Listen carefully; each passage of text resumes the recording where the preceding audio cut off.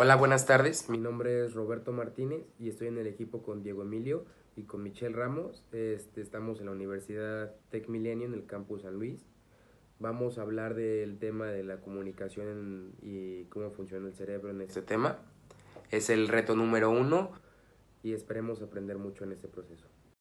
El objetivo de este reto número 1 es identificar las estructuras cerebrales en donde vienen incluidas específicamente el lenguaje, y para esto nos pidieron realizar unas maquetas donde identificáramos en el cerebro las partes y las áreas de donde vienen tanto la corteza auditiva y todo lo demás del lenguaje.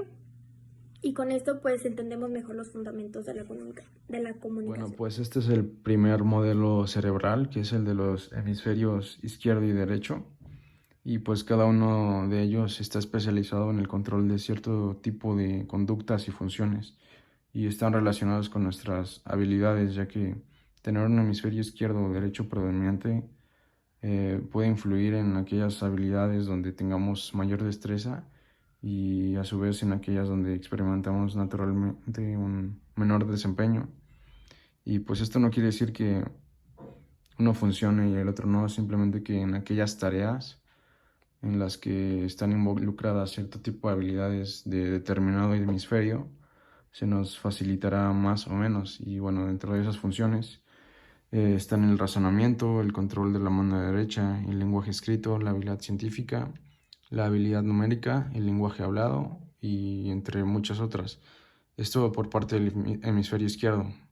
Por parte del hemisferio derecho, las funciones que cumple o algunas de ellas son el sentido musical, la intuición, la percepción tridimensional, la imaginación, el sentido artístico y el control de la mano derecha. Y pues esto está directamente relacionado con la comunicación, sobre todo el hemisferio izquierdo, que es con el que podemos utilizar el lenguaje escrito y el lenguaje hablado.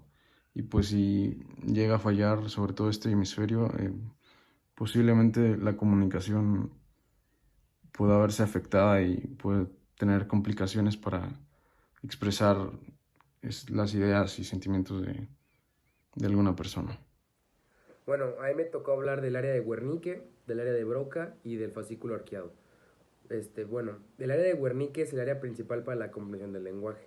Por tanto, se podría decir que es la región más importante del cerebro.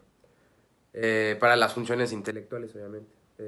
Después, en el área de Broca tenemos que se encuentra ubicada en el lóbulo frontal izquierdo y está considerado como el núcleo que controla el lenguaje expresivo, o sea, controla lo que queremos decir o expresar. Tenemos también el fascículo arqueado, que es un conjunto de fibras que unen estas dos principales áreas de las que les hablaba, del área de Wernicke y el área de Broca. Entonces, gracias a este conjunto de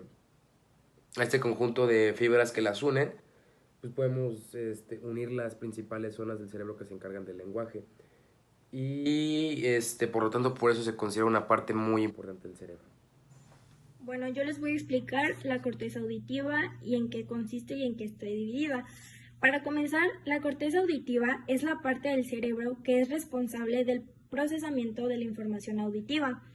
El lado del cerebro donde se ubica la corteza auditiva se divide en occipital, temporal, que es aquí donde nos vamos a enfocar más porque aquí están las áreas, el parietal y por último el frontal. Y bueno, como dije antes, en el temporal se ubican tanto el área primaria, secundaria como terciaria. El área primaria o A1, también le podemos decir así, está más centrada en el área 41 y en el área 42. En esta, el humano es responsable del procesamiento de la información auditiva.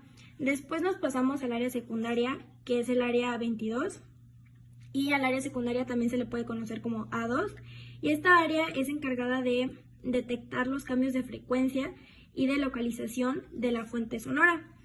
Y por último, la terciaria también está por aquí en el temporal, y esto se encarga de integrar toda la información hasta crear experiencia global de la percepción musical. Y bueno, esto es mi maqueta.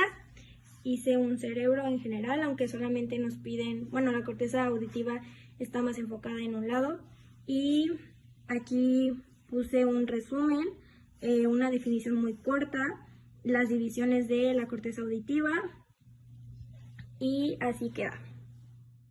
Y como dato curioso, no sabemos qué tan probado científicamente esté esto, pero se dice que aunque la cantidad exacta de neuronas que tiene un cerebro es muy difícil de saber con certeza, el cálculo más preciso de todos indica que al menos tenemos 86 billones de ellas.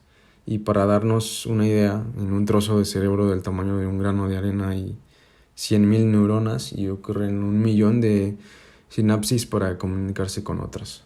Y bueno, un caso real relacionado con este tema se dio en Cuba, donde se presentó una paciente con una combinación de heminegligencia y heminopsina, con lesiones en varios territorios corticales, en la cual, pese a presentar casi todas las características del síndrome, se mostraron intactas las funciones relacionadas con la lectura. En este reto vimos más a profundidad lo que fue la parte del cerebro, pero la que maneja nuestro lenguaje, cuando escuchamos música, a toda esa parte, al auditivo, también. Y pues yo en lo personal aprendí mucho en ubicar las partes en la zona auditiva y mis compañeros también en sus respectivas maquetas. Y pues siento que con esto nos queda más claro que también podemos nosotros desarrollar actividades para tener más desarrollada esa parte del cerebro y sabemos cómo funciona y cuáles son sus funciones y que todo va conectado. Y pues este fue el video de nuestro reto número 1 de habilidades y valores 6. Muchas gracias por verlo y esperamos que les haya gustado.